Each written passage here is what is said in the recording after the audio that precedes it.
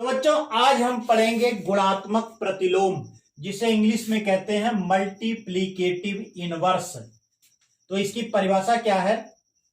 यदि दो परिमेय संख्याओं का गुणनफल एक हो तो उनमें से प्रत्येक एक दूसरे का गुणात्मक प्रतिलोम कहलाती है। यानी दो संख्याओं का अगर गुणा किया जाए और उनका गुणनफल एक प्राप्त होता है तो दोनों एक दूसरे की गुणात्मक प्रतिलोम कहलाती हैं। तो आइए उदाहरण देखते हैं इसका।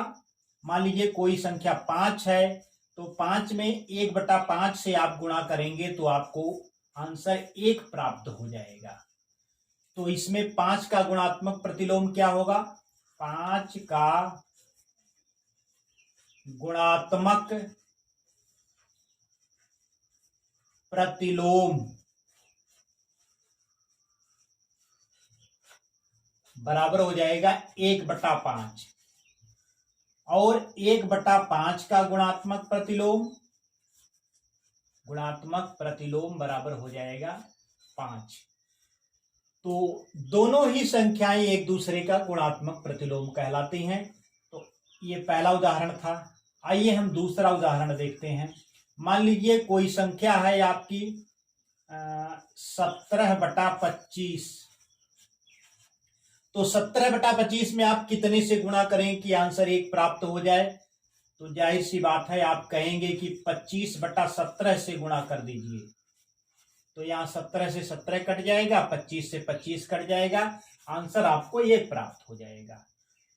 तो हमारी परिभाषा क्या कहती है कि दो परिमेय संख्याओं का गुणनफल 1 हो तो उनमें से प्रत्येक एक दूसरे का गुणात्मक प्रतिलोम कहलाती है। तो यहां पर 17/25 का गुणात्मक प्रतिलोम आपको क्या प्राप्त होगा? 17/25 का गुणात्मक प्रतिलोम बराबर कितना हो जाएगा? 25/17, क्योंकि 17/25 में 25/17 से हमने गुणा किया तो 1 प्राप्त हुआ। और 25/17 का गुणात्मक प्रतिलोम, 17 का गुणात्मक प्रतिलोम, 25/17 का गुणात्मक प्रतिलोम आपको 17/25 प्राप्त होगा। यानी 17/25 का गुणात्मक प्रतिलोम 25/17 और 25/17 का गुणात्मक प्रतिलोम 17/25। तो ये थे उदाहरण। उम्मीद करता हूं कि गुणात्मक प्रतिलोम आपको समझ में आ रहा होगा। आइए गुणात्मक प्रतिलोम की एक और परिभाषा देखते हैं। तो बच्चों, गुणात्मक प्रतिलोम की हमारी दूसरी परिभाषा है किसी शून्येतर परिमेय संख्या x का गुणात्मक प्रतिलोम x की घात ऋण 1 होता है, जिसे 1/x भी लिखते हैं। तो आइए उदाहरण हम देखते हैं। मान लीजिए कोई शून्येतर परिमेय संख्या 5 है, तो 5 का गुणात्मक प्रतिलोम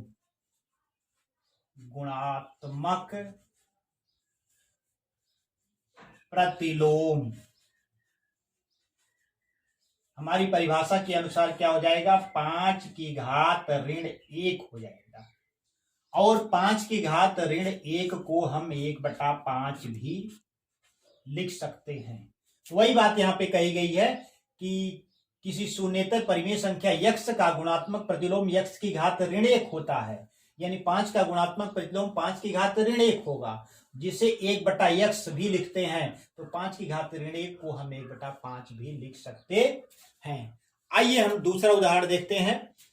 12/7। मान लीजिए कोई परिमेय संख्या 12/7 है, तो इसका गुणात्मक प्रतिलोम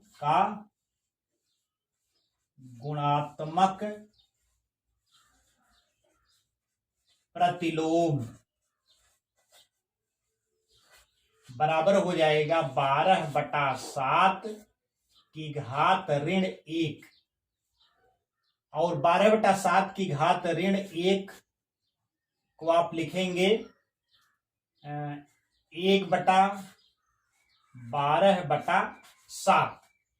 अब इसमें क्या होगा? 7 जो है ऊपर अंश में चला जाएगा, 12 नीचे रह जाएगा, यानी 7/12 प्राप्त हो जाएगा। यानी ये क्या हो जाएगा? पलट जाएगा। 12/7 का गुणात्मक प्रतिलोम क्या हो जाएगा? 7/12 होगा। तो पहली परिभाषा हमने क्या देखा था? दो संख्याओं का गुणनफल 1 के बराबर हो, यानी 7/12। देखिए यहाँ पे 7/12 प्राप्त हुआ है, 12/7 का गुणात्मक प्रतिलोम है। दोनों को गुणा करेंगे तो 7 से 7 कट जाएगा, 12 से 12 कट जाएगा, तो 1 प्राप्त हो जाएगा। तो वही परिभाषा वही है, इसको दूसरे तरीके से कहा गया है।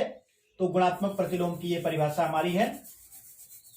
तो 12/7 का गुणात्मक प्रतिलोम 12/7 की घात ऋण 1, और ऋण 1 घात होने से क्या होता है कि जो हर में संख्या होती है उसे अंश के स्थान पे कर दिया जाता है, और जो अंश में होती है उसे हर के स्थान पे कर दिया जाता है। वही बात यहाँ पर हुई है। ये 7 जो है अंश के स्थान पे चला गया है, और 12 जो है हर के स्थान पे चला गया है। इसीलिए गुणात्मक प्रतिलोम को परिमेय संख्या का व्युत्क्रम भी कहा जाता है, यानी उसका उल्टा होता है। परिमेय संख्या का उल्टा होता है, यानी जो अंश में है उसको हर में कर दिया जाए, जो हर में है उसको अंश में कर दिया जाए, तो वह संख्या दी गई संख्या का गुणात्मक प्रतिलोम कहलाती है। आइए हम अगला उदाहरण देखते हैं। 8 की घात 5 का गुणात्मक प्रतिलोम। 8 की घात 5 का गुणात्मक प्रतिलोम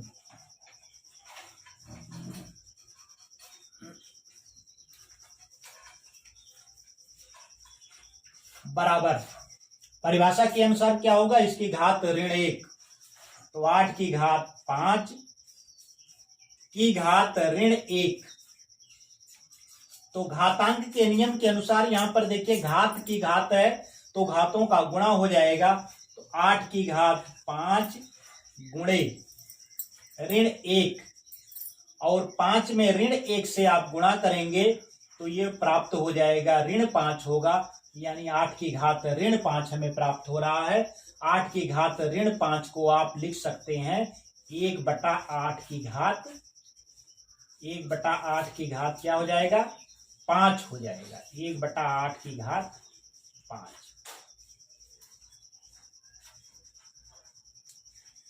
तो वही है 1/x, यानी 8 की घात 5 का गुणात्मक प्रतिलोम 1/8 की घात 5 हो जा प्राप्त होगा। यही हमारी परिभाषा कहती है, या 8 की घात 5 की घात जो है ऋण 1 होगा। तो इस प्रकार से गुणात्मक प्रतिलोम की 2 परिभाषाएं थी। कहने का तरीका अलग अलग था, लेकिन दोनों परिभाषाएं जो है गुणात्मक प्रतिलोम की ही हैं। तो उम्मीद करता हूं कि आपको समझ में आ गया होगा। आइए इस पर दक्षता अभ्यास 2 का गुणात्मक प्रतिलोम पर आधारित प्रश्न को हल करते हैं। तो बच्चों, नवा प्रश्न हमारा है, ऋण 4 की घात 4 किस संख्या का गुणात्मक प्रतिलोम है।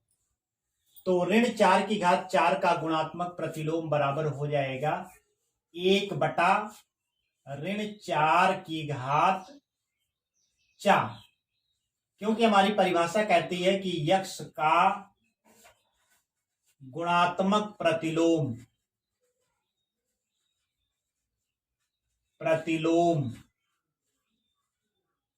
बराबर होता है 1/x होता है।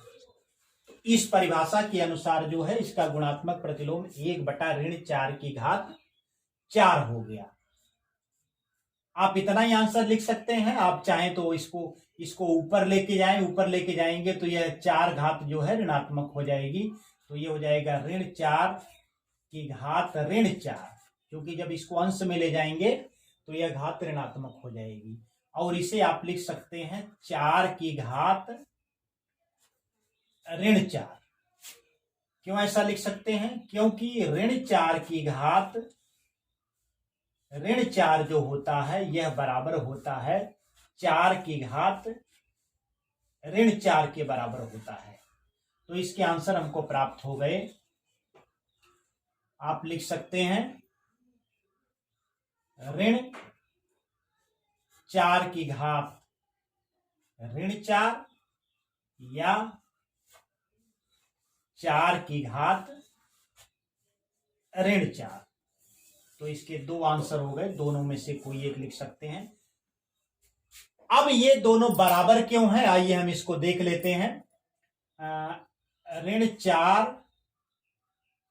की घात ऋण 4 बराबर आपका हो जाएगा 1/ऋण 4 की घात 4। यही मान है ना। आइए देखते हैं, 1/ऋण 4 गुणे ऋण 4 गुणे ऋण 4 गुणे ऋण 4, यानी ऋण 4 का ऋण 4 में 4 बार गुणा किया गया है। तो इसका मान आइए देख लेते हैं कितना हो जाएगा। 1/4 चौको 16, 16 चौको 64 और 64 में आप 4 से गुणा कर दीजिए तो 4 चौको 16 हो गया और 4 छक 24, 1 25, 256, 2 5 6, यानी 1/256 प्राप्त हुआ। अब यहां पर आप देखिए ऋण में 4 बार गुणा है, 1 2 3 4, यानी सम बार गुणा है। 4 एक सम संख्या है, इसलिए ऋण ऋण का गुणा धन हो जाएगा, ये भी ऋण ऋण का गुणा धन हो जाएगा। टोटल क्या हो जाएगा, धन हो जाएगा, यानी 1/456 आपको प्राप्त हो जाएगा। इसी प्रकार से आप देखिए 4 की घात ऋण 4 जब आप करेंगे तो इसका मान भी 1/256 प्राप्त हो जाएगा। 1/4 की घात 4 हो जाएगा, क्योंकि जब इसको नीचे ले जाएंगे तो घात धनात्मक हो जाएगी। बराबर ये हो जाएगा 4 का 4 में 4 बार गुणा, 4 गुणे 4 गुणे 4 गुणे 4, 1/, ये बराबर आपको प्राप्त हो जाएगा 4 चौको 16, 16 चौको 64 और 1/4 चौको 16 और 4 छक 24 से 25, 1/256। यहां पर आप देख सकते हैं कि ऋण 4 की घात ऋण 4 जो था 1/256 आया और 4 की घात ऋण 4 जो था वो भी 1/256 आया। इसलिए क्या है, ऋण 4 की घात ऋण 4 बराबर हो जाता है 4 की घात ऋण 4, यानी दोनों ही इसके गुणात्मक प्रतिलोम है। तो इस प्रकार से हमारा 9वां प्रश्न हल हो गया है। एक नए वीडियो को लेकर के शेष प्रश्नों को लेकर के पुनः मिलेंगे, तब तक के लिए नमस्कार, धन्यवाद।